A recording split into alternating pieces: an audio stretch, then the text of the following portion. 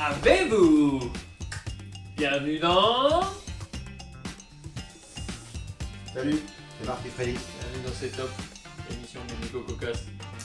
Dans C'est Top, on pense, Pri- on pioche, On priorise, on part, on publie... et on part. À l'attaque! Aujourd'hui, le thème est... Une main innocente.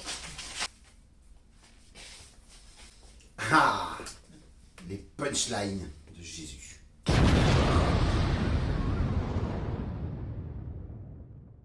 Alors, pour les non-jeunes qui seraient cachés parmi nous, qu'est-ce que les punchlines? Qu'est-ce que le bashing? Une punchline, on vous invite juste à regarder cette vidéo ici, pour savoir ce que c'est. Le bashing, c'est un mot anglais pour dire acharnement, éreintage, je t'ai cassé, se moquer, c'est un peu de tout ça à la fois. En général, le bashing est assez présent dans la Bible. En effet, les prophètes et Jésus ne sont pas du tout des mièvres, des timides, ce sont des gens qui disent clairement les choses. On dit qu'il n'y a que la vérité qui blesse, or Jésus dit toujours la vérité. Je dirais même plus, Jésus est la vérité. Allez au top! 1. Laisse les morts enterrer leurs morts. Cette phrase peut paraître un peu rude, je vous l'accorde. Cette phrase, Jésus l'a dit à un jeune homme qui veut bien suivre Jésus, mais qui veut d'abord enterrer son père qui est décédé. Alors pourquoi Jésus dit cette phrase-là? Parce que Jésus, lui, il est du côté de la vie après la mort. Pour lui, l'homme qui est mort est déjà au paradis. C'est pourquoi il invite le jeune homme à le suivre, lui, Jésus, qui est le chemin, la vérité et la vie. 2. Femme, que me veux-tu? Alors déjà, dire femme à quelqu'un, aujourd'hui ça peut sembler un peu patriarcal, donc on vous le déconseille.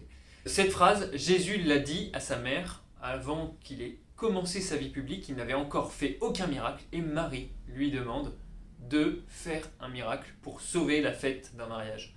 Et Jésus lui répond, femme, que me veux-tu? Autrement dit, c'est pas le moment. Cette phrase peut sembler assez peu violente pour une punchline, mais essayez de la dire à votre mère. 3. Tu es tiède, je te vomis.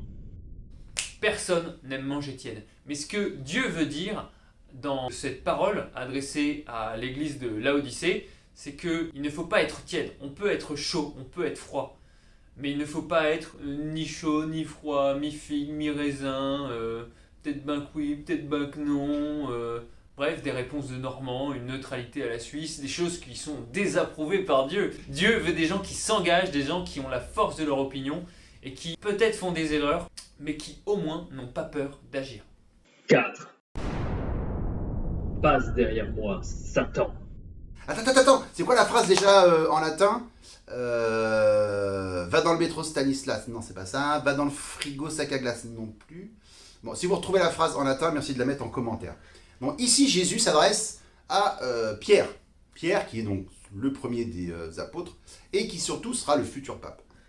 Et pourquoi est-ce qu'il lui dit ça? Parce que Pierre veut s'interposer sur son chemin. Et c'est exactement ce que veut dire Satan en hébreu, l'accusateur, celui qui nous empêche d'avancer. Alors vous pouvez essayer cette phrase avec un videur ou un vigile qui ne veut pas vous laisser rentrer. L'effet est garanti. 5. Vous êtes propre à l'extérieur, mais sale à l'intérieur. Dans cette phrase, Jésus dit ce qu'il déteste par-dessus tout, l'hypocrisie. Les gens qui ont un énorme décalage entre leur intérieur et leur extérieur. Et qui forcément essayent de paraître plus propres à l'extérieur que ce qu'ils ne sont à l'intérieur. Et donc ce thème de l'hypocrisie revient au moins une douzaine de fois dans l'évangile de Matthieu pour dénoncer les pharisiens. On ne le répète jamais assez, l'essentiel est à l'intérieur. 6. Que celui qui n'a jamais péché jette la première pierre. Alors là, on est sans doute avec l'une des punchlines les plus connues de Jésus. Et Jésus s'adresse à la foule qui veut lapider la femme adultère. J'attire juste votre attention sur un point, c'est que ce sont les plus vieux qui partent d'abord. Ce qui nous montre que le péché est inéluctable, quel que soit l'âge. Voilà. Je vous quitte avec une petite chanson en hommage au groupe de Mel. Que celui qui a jamais fait de crasse jette la première caillasse. Je ne crois pas que parmi nous, il y en aura beaucoup. 7. C'est toi qui le dis. Alors là, Jésus, il est dans un procès qui va le conduire à la mort. Et qu'est-ce qu'il utilise? qu'est-ce qu'il utilise Jésus?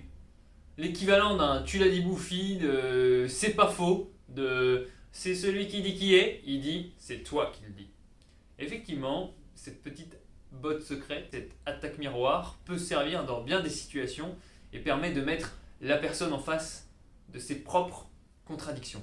Et Jésus n'hésite pas à nous questionner sur ce que nous-mêmes nous avons à l'intérieur. Jésus se fait, à travers sa mort sur la croix, à travers ce qu'il dit de l'humain, un peu le miroir de notre humanité. Et c'est pourquoi ce type de petite incisive attaque miroir, il les gère à la perfection. D'ici là, sonnez les cloches. Tournez-vous les pouces. Et commentez! Et c'est tout pour aujourd'hui! Attaque miroir! C'est toi qui le dis! Là, alors l'arbre en fait c'est à peu près le milieu du truc, hein, de la caméra.